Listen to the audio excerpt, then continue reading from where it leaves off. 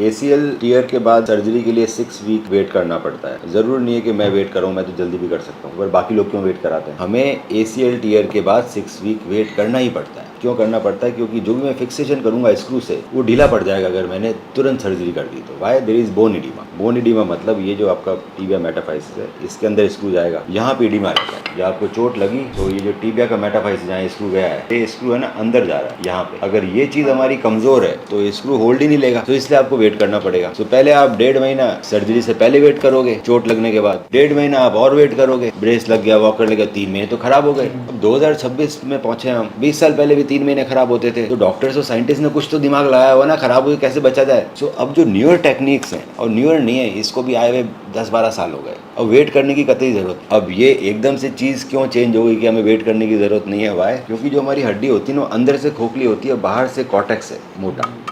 ये तो फ्रैक्चर नहीं हुआ है कॉर्टेक्स, तभी आप चल पा रहे हैं। अंदर से खोखली है, वो उसमें बोन इडीमा है, वहाँ पे स्क्रू जाएगा, ढीला पड़ जाएगा। अब हम क्या कर रहे हैं? बटन्स लगा रहे हैं, स्क्रू लगा ही नहीं रहे, अंदर स्क्रू लगा नहीं रहे, हम लगा रहे हैं बाहर बटन। ये बटन है, छेद छोटा है, बटन बड़ा है। सो बटन आप पहले दिन ही लगा लो, लूज पड़ेगा ही नहीं। तो 2 बटन लगाने का स्क्रू के ऊपर क्या क्या फायदा रहता है? पहला फायदा कि मैं इमीडिएटली सर्जरी कर सकता हूँ, मैं आपके 1.5 महीने बचा लूंगा। दूसरा फायदा बटन का रहता है कि आपको पेन सिग्निफिकेंटली लेस होता है। स्क्रू में इतना बड़ा छेद होगा, बटन में इतना छेद होगा फ्लिप कटर से, तो पेन कम हो गया।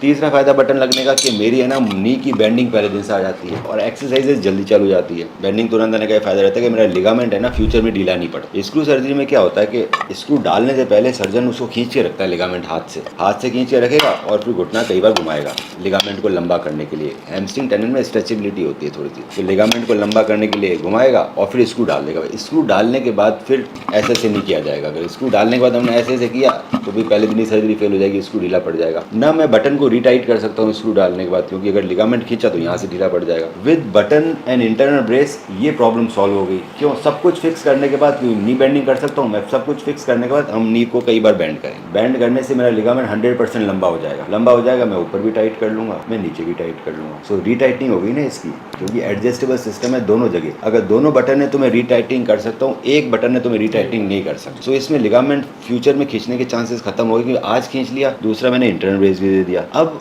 ये लिगामेंट लंबा क्यों नहीं होता? क्योंकि हैमस्ट्रिंग जब मैं सर्जरी करता था सेम मेथड से, सो 1-1 सेंटीमीटर तक हैमस्ट्रिंग लंबे हो जाते थे, उसमें खिंचाव ज़्यादा है। तो उससे मुझे 2 नुकसान होते थे। एक तो उसमें खिंचाव ज़्यादा तो फ्यूचर में लंबा पड़ सकता है, जो जब चीज़ लंबी होती है ना तो पतली भी हो जाती है। विद द क्वाड्रिसेप्स वो लंबा भी नहीं होता और पतला भी नहीं होता, क्योंकि वो सिंगल स्ट्रैंड है, वो 4 स्ट्रैंड नहीं। सो सिग्निफिकेंटली मेरे सक्सेस रेट इंप्रूव हुए हैं because of only one thing, quadriceps. ये ना तो टूटता है ना लंबा होता है, और सबसे बेस्ट टेंडन है वर्ल्ड का।